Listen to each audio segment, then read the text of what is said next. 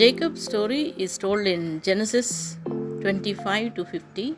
He is also mentioned in Hosea 12 2 to 5, Matthew 22 32, Acts 7 chapter 8 to 16 verses, Romans 9 chapter 11 to 13 verses, Hebrews 11 chapter 9th verse and 20 and 21st verse. Jacob's life had 4 stages, each marked by a personal encounter with God. In the first stage, Jacob lived up to his name, which means he grasped the heel. He grabbed Esau's heel at birth, and by the time he fled from home, he had also grabbed his brother's birthright and blessing. It was during his flight that God has first appeared to him. Not only did God confirm to Jacob his blessing, but he awakened in Jacob a personal knowledge of God. In the second stage, Jacob experienced life from the other side, being manipulated and deceived by Laban. But there is a curious change.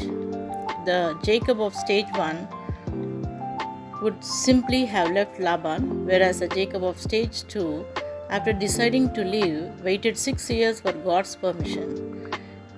In the third stage, Jacob was in a new role as grabber. This time, by the Jordan River, he grabbed on to God and wouldn't let go. He realized his dependence on the God who had continued to bless him. His relationship to God became essential to his life, and his name was changed to Israel, his struggles with God. Jacob's last stage of life was to be grabbed. God achieved a firm hold on him. In responding to Joseph's invitation to come to Egypt, Jacob was clearly unwilling to make a move without God's approval. Can you think of times when God has made himself known to you? Do you allow yourself to meet him as you study his word?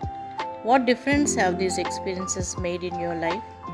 Are you more like the young Jacob, forcing God to track you down in the desert of your own plans and mistakes? Or are you more like the older Jacob, who presented his desires and plans to God for his approval before taking any action? Weaknesses and mistakes. When faced with conflict, relied on his own resources rather than going to God for help.